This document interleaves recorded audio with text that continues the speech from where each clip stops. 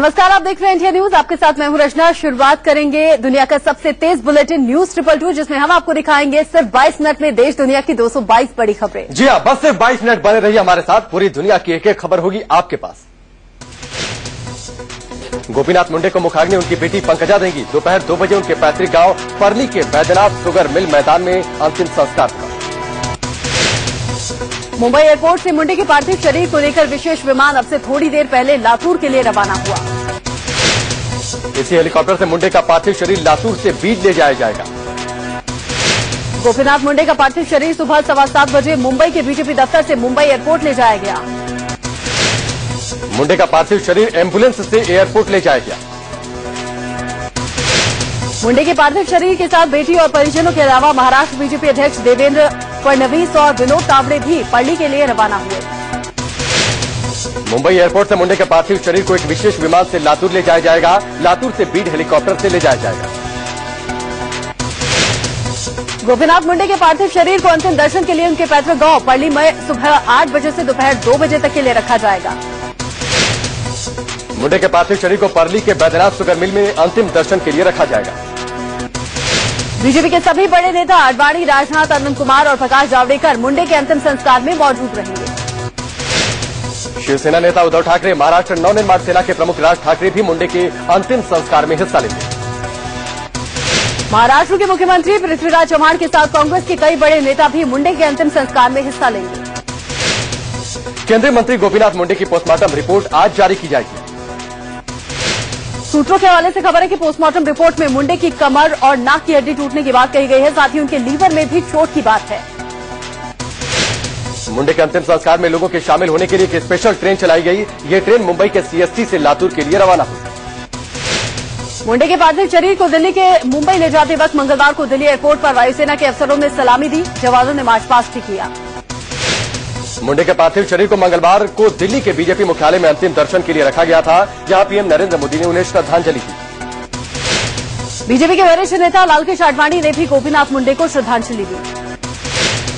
BJP के वरिष्ठ नेता मुरली मनोहर जोशी ने भी बीजेपी मुख्यालय में मुंडे के पार्थिव शरीर पर श्रद्धासुमन चढ़ाए। संघ प्रमुख मोहन भागवत और बीएचपी नेता अशोक सिंघल ने भी बीजेपी मुख्यालय में गोपीनाथ मुंडे को श्रद्धांजलि दी।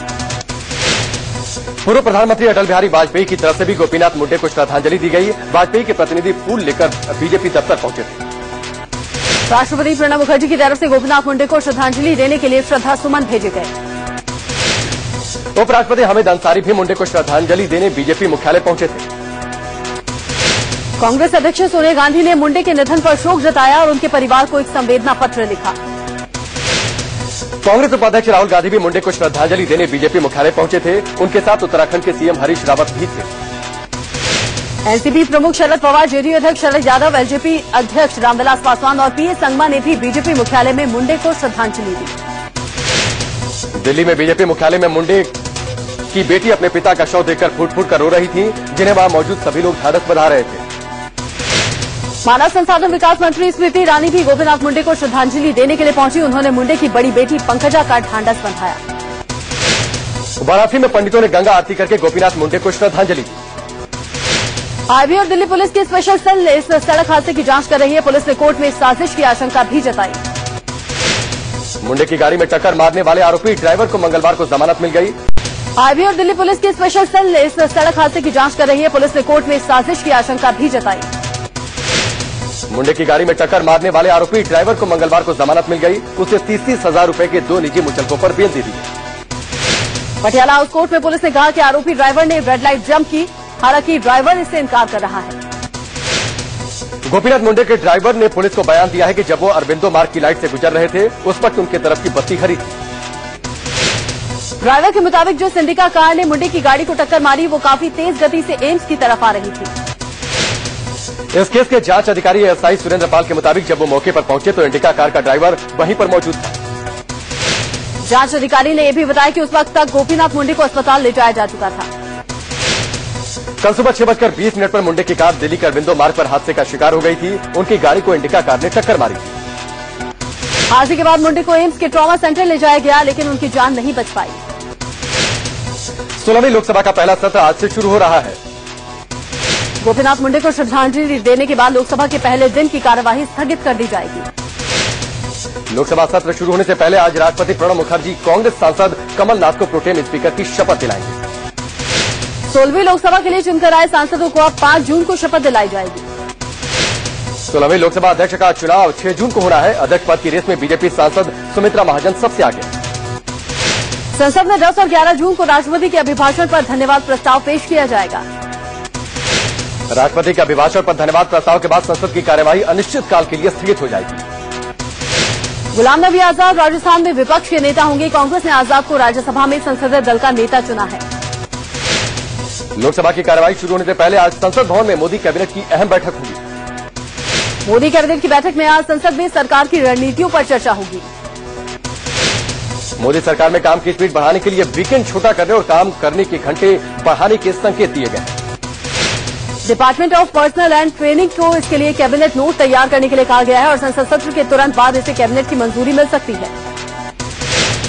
खबरों के मुताबिक आधिकारिक आदेश जारी नहीं होने तक सभी सेक्रेटरीज को मौखिक निर्देश के मुताबिक शनिवार को भी ऑफिस आने को कहा गया है। Department of personal and training को अगले साल से सरकारी कर्मियों के अप्रेजल को परफॉर्मेंस बेस्ड बनाने के लिए एक रूपरेखा तैयार करने को भी कहा गया है। जम्मू कश्मीर सरकार ने सरकारी कर्मचारियों को तोहफा दिया है। सरकार ने रिटायरमेंट की उम्र 58 साल से बढ़ाकर 60 साल कर दी है। दीपक सिंघल को यूपी का प्रमुख गृह सचिव बनाया गया है। वो पहले प्रमुख सिंचाई सचिव थे। मुंबई के कैंपा कोला सोसाइटी में अवैध निर्माण को गिराया जाएगा। सुप्रीम कोर्ट ने रेजिडेंट एसोसिएशन की याचिका को खारिज कर दिया। कोर्ट ने कहा कि मौजूदा याचिका गलत धारणा पर आधारित है और इसीलिए इसे खारिज किया जाता है। कैंपा कोला सोसाइटी के लोगों ने सुप्रीम कोर्ट से मानवीय आधार पर अवैध निर्माण को न गिराने की अपील की थी, जिसे कोर्ट ने खारिज कर दिया। कोर्ट के आदेश के बाद कई लोगों ने फ्लैट छोड़कर जाने का फैसला किया है, तो कई परिवार छोड़ने को तैयार ही नहीं है। मुंबई के कैंपा कोला कंपाउंड में 96 अवैध फ्लैट हैं, जिनमें 140 परिवार कई सालों से रह रहे थे। कैंपा कोला सोसाइटी में सिर्फ 6 मंजिलों के निर्माण की इजाजत मिली थी, लेकिन बिल्डर्स ने 20 मंजिल की मिड टाउन और 17 मंजिल की आर्चिड इमारतों का निर्माण किया था। दिल्ली हाईकोर्ट ने मंगलवार को हरियाणा के पूर्व मुख्यमंत्री ओम प्रकाश चौटाला को 3 सप्ताह के लिए अंतरिम जमानत दे दी। हाईकोर्ट ने चौटाला को उनके छोटे भाई के श्राद्ध कर्म में शामिल होने के नाम पर बेल दी है। चौटाला के छोटे भाई प्रताप सिंह चौटाला की 1 जून को निधन हो गया था। शिक्षक भर्ती घोटाला में सीबीआई कोर्ट ने करीब 1.5 साल पहले ओम प्रकाश चौटाला और उनके बेटे अजय चौटाला को 10 साल की कैद की सजा सुनाई थी। सहारा प्रमुख सुब्रत रॉय की नई याचिका पर सुप्रीम कोर्ट में आज अपना फैसला सुना सकता है। 4 मार्च से जेल में बंद सुब्रत रॉय ने रिहाई के लिए सुप्रीम कोर्ट में याचिका दायर की थी। दिल्ली के ककड़डुमा कोर्ट में केजरीवाल के खिलाफ मानहानि याचिका में आज सुनवाई होगी। आम आदमी पार्टी के पूर्व नेता सुरेंद्र शर्मा ने केजरीवाल और उनके सहयोगी मनीष सिसोदिया के खिलाफ मानहानि का केस दर्ज किया था। लोकसभा सत्र शुरू होने से पहले मंगलवार को सोनिया गांधी की अध्यक्षता में यूपीए समन्वय समिति की पहली बैठक 10 जनपद पर हुई। यूपीए समन्वय समिति की बैठक में राहुल गांधी, शरद पवार, फारूक अब्दुल्ला, अजीत सिंह, ई अहमद और लालू प्रसाद ने हिस्सा लिया। यूपीए कोऑर्डिनेशन कमेटी की बैठक में इस बात पर चर्चा हुई कि संसद में आक्रामक विपक्ष की भूमिका कैसे अदा की जाए। यूपीए कोऑर्डिनेशन कमेटी की बैठक के बाद एनसीपी सुप्रीमो शरद पवार ने कहा कि वो सरकार के 100 दिन के एजेंडे को देखने के बाद ही प्रतिक्रिया देंगे। तमिलनाडु के मुख्यमंत्री जयललिता ने मंगलवार को प्रधानमंत्री नरेंद्र मोदी से मुलाकात की। मुलाकात के दौरान जयललिता ने प्रधानमंत्री को 65 पन्नों का ज्ञापन सौंपा और राज्य को मिलने वाले फंड जल्द ही जारी करने के लिए कहा।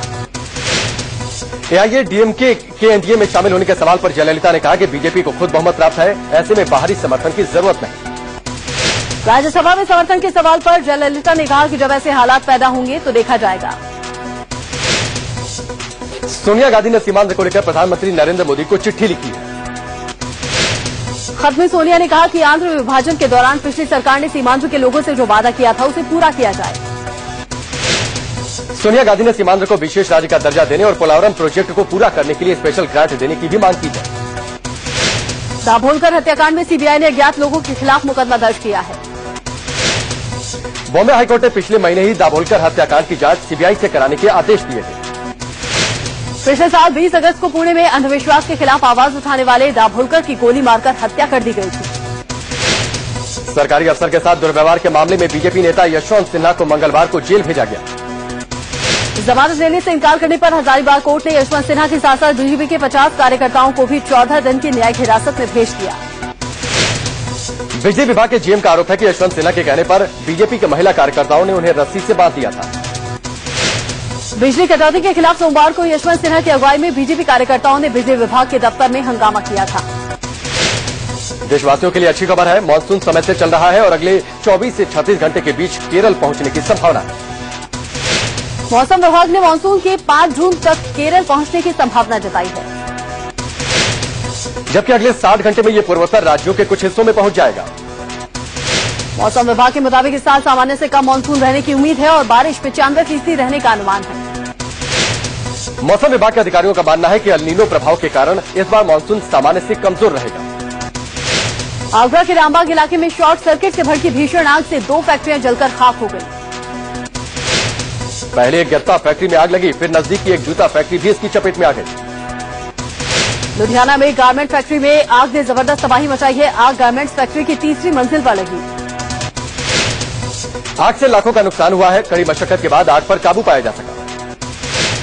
दिल्ली के सीमापुर इलाके में एक बिल्डर को उसकी कार समेत अगवा करके लूट लिया गया। बिल्डर की कार रोकर बदमाशों ने उसे पिस्तौल दिखाई, फिर अगवा किया। लूटपाट के बाद बदमाशों ने उसे गाड़ी से फेंक दिया। कानपुर में एक ज्वेलर्स को पिस्तौल दिखाकर बदमाशों ने बीच बाजार से करीब 8 लाख की लूट कर डाली। ज्वेलर्स दुकान बंद कर लौट रहा था, तभी बदमाशों ने उसे सोने चांदी के गहनों से भरा बैग लूट लिया। दिल्ली के कल्याणपुरी में रात के अंधेरे में कॉपर के गोदाम में लाखों की चोरी हो गई।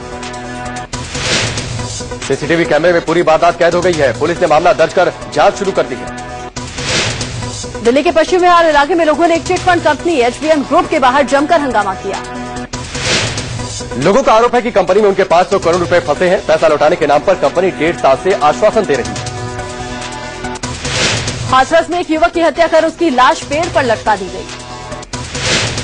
2 गुटों के बीच हुए विवाद के बाद ये वारदात हुई। अभी तक किसी की गिरफ्तारी नहीं हुई है।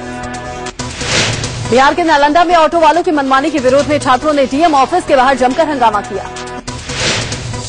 छात्रों का आरोप है कि ऑटो वाले ज्यादा किराया वसूलते हैं और विरोध करने पर मारपीट करते हैं। राजस्थान के श्रीगंगानगर में उधार शराब नहीं देने पर नशेड़ियों ने सेल्समैन को चाकू से गोदकर जख्मी कर दिया। शराब की दुकान की यह वारदात सीसीटीवी कैमरे में कैद हो गई। पुलिस अब तक किसी आरोपी को गिरफ्तार नहीं कर पाई।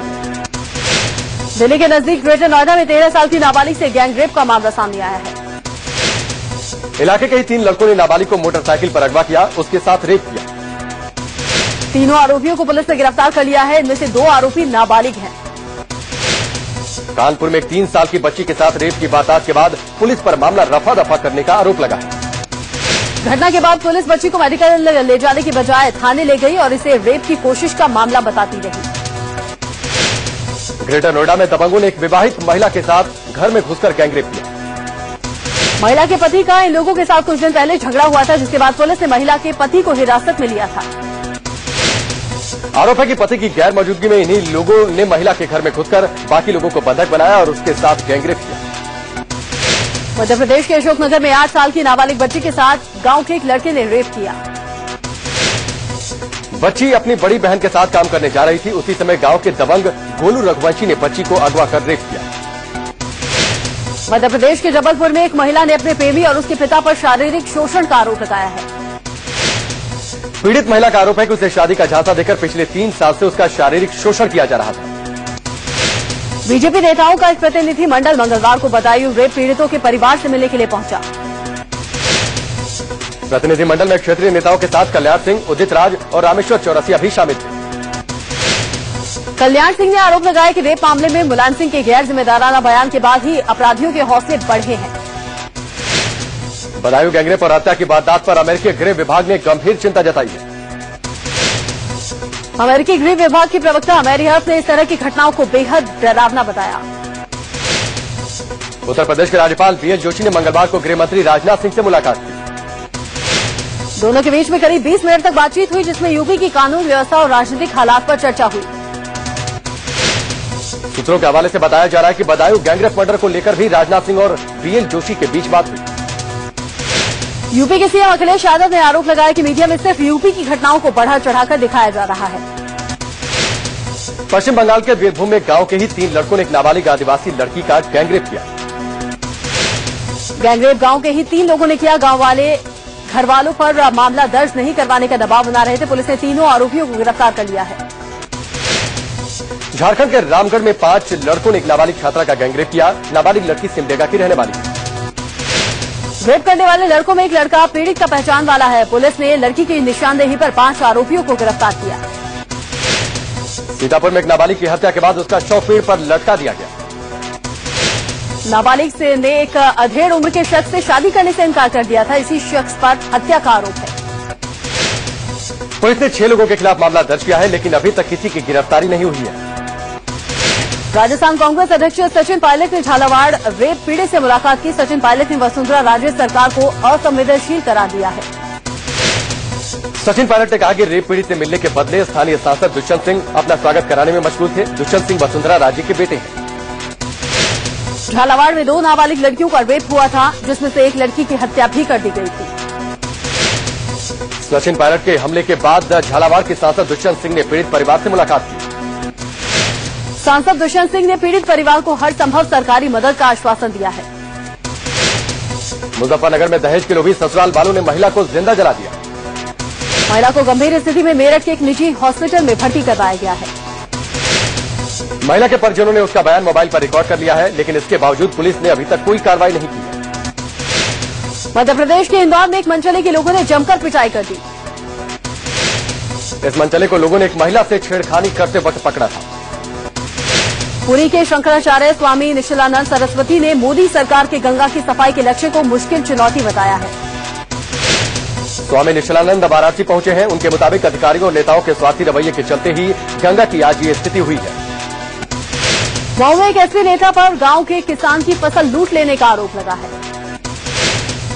आरोप है कि लोकसभा चुनाव में पार्टी की हार से बौखलाए एसपी नेता ने बदले की नीयत से इस वारदात को अंजाम दिया। पीड़ित के मुताबिक एसपी के पूर्व जिलाध्यक्ष शैलेंद्र यादव ने उसके खेत में आकर फायरिंग भी की। यूपी के गोंडा के पूरे गांव की बिजली काट दी गई है। गांव वालों का आरोप है कि समाजवादी पार्टी उनसे चुनाव में हार का बदला ले रही है।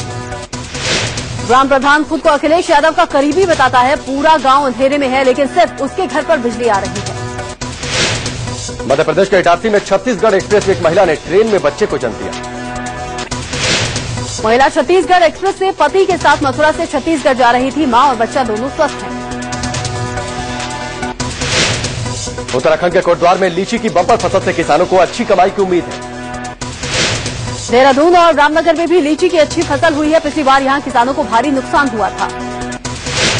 गुजरात के सूरत में राहुल गांधी की शक्ल से मिलता जुलता एक शख्स नॉनवेज खाने की दुकान चलाता है। प्रशांत सेठी नाम का एक शख्स हूबहू राहुल गांधी की तरह दिखता है। स्थानीय लोगों में इस शख्स की तस्वीर लेने की होड़ मची है। अब खबरें दुनिया के अफगानिस्तान के हालात से। तालिबान द्वारा अगवा किए गए भारतीय नागरिक प्रेम कुमार के बारे में अब तक कोई जानकारी नहीं मिली। हेरात में एक एनजीओ में काम करने वाले प्रेम कुमार की तलाश जारी है। मामले में भारत अफगान सरकार से लगातार संपर्क में है। प्रेम कुमार के परिवार वालों ने प्रधानमंत्री नरेंद्र मोदी से मामले में दखल देने की मांग की है। नेपाल में हुए सड़क हादसे में मारे गए भारतीयों का शव सड़क के रास्ते यूपी के सोनौली बॉर्डर पर लाया गया। नेपाल में तीर्थयात्रियों को लेकर जा रही एक बस कल नदी में गिर गई। हादसे में 11 भारतीयों समेत 18 लोगों की मौत हो गई। बस स्वर्गद्वार मंदिर के कपिलवस्तु आ रही थी। बस में करीब 60 यात्री सवार थे। हादसे में घायल कई लोगों की स्थिति गंभीर बताई जा रही है। पाकिस्तानी वायुसेना का दुर्घटनाग्रस्त ये मिराज विमान सैन्य प्रशिक्षण के लिए इस्तेमाल किया जाता था। श्रीलंका के राष्ट्रपति महिंदा राजपक्षे ने 29 भारतीय मछुआरों की रिहाई के आदेश दिए हैं। श्रीलंकाई नौसेना ने मछुआरों को कच्चातीबू इलाके से गिरफ्तार किया था। मोदी सरकार के साथ काम करने के लिए अमेरिका तैयार है। अमेरिकी संसद में यह प्रस्ताव पेश किया गया। भारतीय मूल के अमेरिकी सांसद एमी बेरा और तुलसी गाबार्ड समेत कई सांसदों ने मोदी सरकार के साथ काम करने के लिए अमेरिका तैयार है। अमेरिकी संसद में यह प्रस्ताव पेश किया गया। भारतीय मूल के अमेरिकी सांसद एमी बेरा और तुलसी गाबार्ड समेत कई सांसदों ने प्रस्ताव में भारत से साझेदारी मजबूत करने की मांग की। पाकिस्तान के कराची के पास वायुसेना का एक विमान दुर्घटनाग्रस्त हो गया है। विमान बस अड्डे पर गिरा। इस हादसे में 2 पायलट और 2 नागरिकों की मौत हो गई है। पाक वायुसेना का दुर्घटनाग्रस्त ये मिराज विमान सैन्य प्रशिक्षण के लिए इस्तेमाल किया जाता था। पाकिस्तान के मुत्तहिदा कौमी मूवमेंट पार्टी प्रमुख अल्ताफ हुसैन को लंदन में मनी लॉन्ड्रिंग के आरोप में गिरफ्तार किया गया है। एमक्यूएम ने अल्ताफ हुसैन की गिरफ्तारी की पुष्टि की है। अल्ताफ 1991 से ब्रिटेन से ही पार्टी चला रहे हैं। भारत सरकार जल्द ही नई हेल्थ पॉलिसी ला सकती है। केंद्रीय स्वास्थ्य मंत्री डॉक्टर हर्षवर्धन ने पॉलिसी के लिए अपने अधिकारियों से ताबड़तोड़ कई बैठकें की। सूत्र बताते हैं कि नई हेल्थ पॉलिसी में बच्चों के टीकाकरण कार्यक्रम पर तेजी से जोर दिया जाएगा। बच्चों की मृत्यु दर के मामले में भारत का रिकॉर्ड बेहद खराब है। नई हेल्थ पॉलिसी में दिल के रोगों, कैंसर और डायबिटीज की दवाओं को मुफ्त में मुहैया कराने के लिए मजबूत सिस्टम पर जोर दिया जाएगा। कम किराए वाली एयरलाइंस एयर एशिया ने अपनी पहली फ्लाइट सभी टिकटें केवल 10 मिनट में बेच दी। गहरे समुद्र में तेल खोजने वाली कंपनियों को 10 साल तक टैक्स में छूट देने की पॉलिसी को वित्त मंत्रालय ने नामंजूर कर दिया। पेट्रोलियम मिनिस्ट्री ने गहरे समुद्र में 10 साल तक टैक्स छूट, जीरो सेस और रॉयल्टी जैसे स्पेशल बेनिफिट्स का प्रस्ताव रखा था। अभी तक तेल कंपनियों को तेल उत्पादन पर 7 साल तक इनकम टैक्स नहीं भरना पड़ता है। सोने की कीमतों में मंगलवार को 40 रुपए की गिरावट देखी गई। अब 10 ग्राम सोने की कीमत 26,800 रुपए हो गई है। 12 जून को एयर एशिया की पहली उड़ान बेंगलोर से गोवा तक की होगी। एयर एशिया ने बेंगलोर से गोवा तक की फ्लाइट का किराया सिर्फ 990 रुपए रखा है।